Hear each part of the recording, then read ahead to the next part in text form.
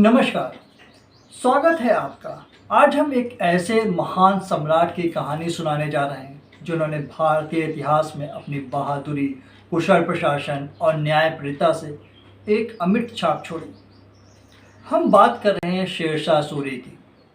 शेरशाह सूरी की जीवनी लिखने वाले कलिका रंजन कानूनगो लिखते हैं कि शेरशाह का शासन भले ही सिर्फ 5 वर्षों का रहा हो, लेकिन शासन करने की बारीकी और क्षमता, मेहनत, न्यायप्रियता, निजी चरित्र के खरेपन, हिंदुओं और मुसलमानों को साथ लेकर चलने की भावना, अनुशासन प्रियता और रणनीति बनाने में वे अकबर से कम नहीं थे।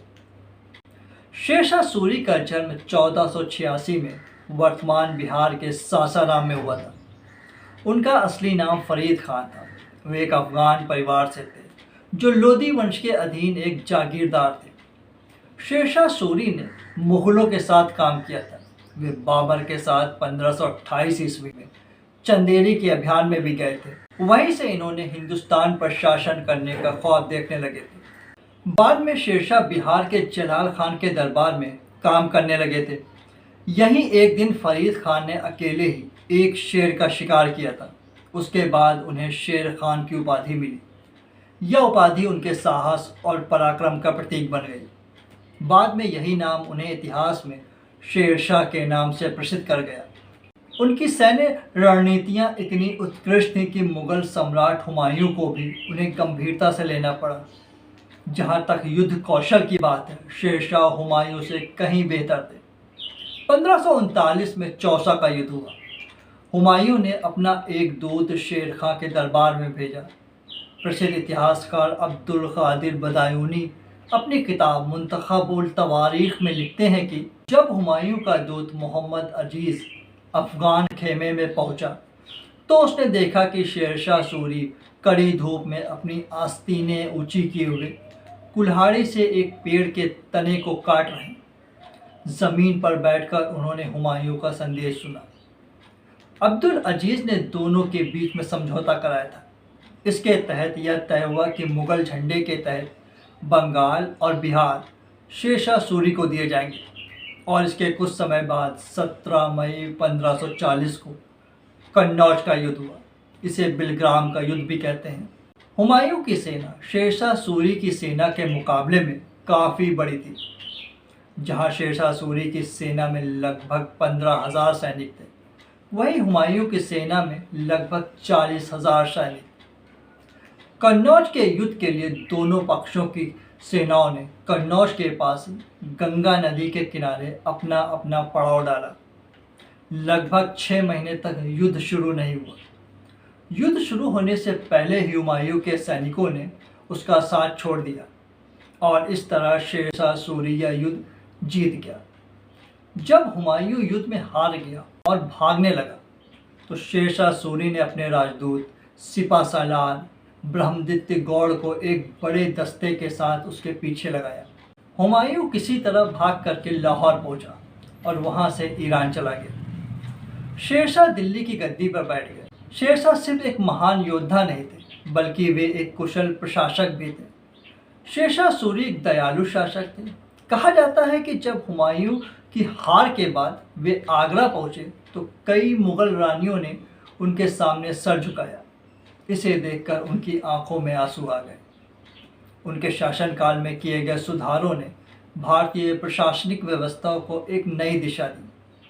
उन्होंने सड़क और संचार व्यवस्था को बेहतर बनाने के लिए सड़क ए आज़म, जिसे ग्रैंड ट्रंक रोड भी कहा जाता है, उसका निर्माण कराया, जो उत्तर भारत को दक्षिण भारत से जोड़ने वाली एक प्रमुख सड़क थी।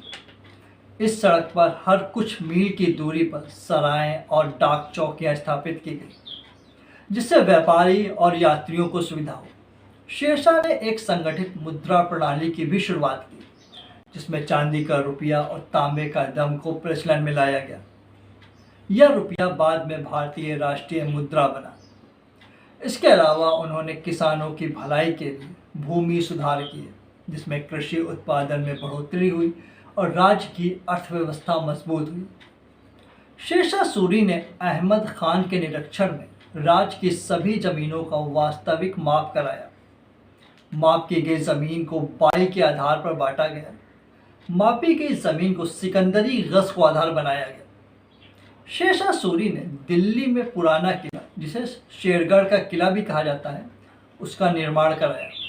दिल्ली में स्थित किला एक कोहाना मस्जिद पुराना किला परिसर में स्थित है और शेरशाह सूरी द्वारा बनाई गई प्रमुख मस्जिदों में से एक है। यह मस्जिद लाल बलुआ पत्थर और संगमरमर से बनी है। शेरशाह सूरी का मकबरा सासाराम बिहार में स्थित है। यह मकबरा एक विशाल जलाशय के बीच में स्थित है और यह अफगान स्थापत्य कला का बेहतरीन उदाहरण है। फारसी इतिहासकार फरिश्ता ने अपनी पुस्तक तारीख फरिश्ता में शेरशाह सूरी को एक आदर्श शासक के रूप में प्रस्तुत किया। उन्होंने लिखा कि शेरशाह अपने शासनकाल में न्याय और प्रशासन में सुधार किए, जो उनकी दूरदर्शिता और कुशल शासन का परिणाम है। शेरशाह का शासन धार्मिक सहिष्णुता के लिए भी जाना जाता है। उन्होंने अपने राज्य में सभी धर्मों को समान अधिकार दिए। हिंदू और मुस्लिम दोनों समुदाय के लोगों को दरबार में उच्च पदों पर नियुक्त किया, जिससे एकता और भाईचारे का संदेश फैलता गया। ब्रिटिश इतिहासकार स्टेनली लेनपूल ने शेरशाह की धार्मिक नीतियों को उसकी दूरदर्शिता और शासन की कुशलता का प्रमाण माना है। उन्होंने कहा कि शेरशाह ने अपने शासन में धार्मिक सहिष्णुता की नीति अपनाई और सभी धर्मों के प्रति समान व्यवहार किया, जो उस समय के लिए असामान्य था।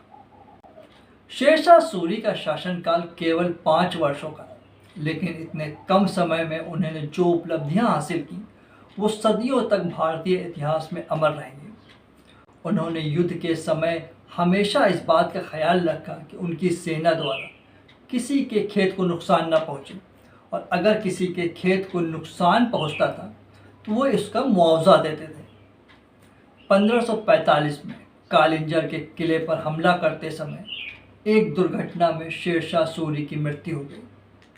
अहमद यादगार सलातीन ए अफगान के लेखक लिखते हैं कि शेरशाह का कालिंजर जानने का कारण वीर सिंह बुंदेला था, जिसे शेरशाह ने अपने दरबार में तलब किया था, लेकिन उसने भागकर कालिंजर के राजा के यहाँ शरण ली और उसे शेरशाह को सौंपने से इनकार कर दिया था। जब दरिया खान बम लाए तो शेरशाह उसे ऊंचे प्लेटफॉर्म से नीचे उतर आए, जहाँ से वे तीर चला रहे थे, और उस स्थान पर खड़े हो गए जहाँ बम रखे हुए थे। उन्होंने बम के पलीते में आग लगाकर किले के अंदर फेंकने का आदेश दिया। जब सैनिक इन बमों को किले के अंदर फेंक रहे थे, एक बम किले की दीवार से टकराकर उस स्थान पर फटा जहां बाकी के बम रखे हुए थे, जिससे बहुत तेज धमाका हुआ और उसी में शेरशाह सूरी की मृत्यु हो गई। उनकी मृत्यु के बाद सूरी वंश का पतन शुरू हो गया, लेकिन शेरशाह की नीतियां और उनके कार्य भारतीय उपमहाद्वीप में लंबे समय तक प्रभावी रहे। शेरशाह सूरी न केवल एक महान योद्धा थे, बल्कि वे एक दूरदर्शी शासक, कुशल प्रशासक भी थे।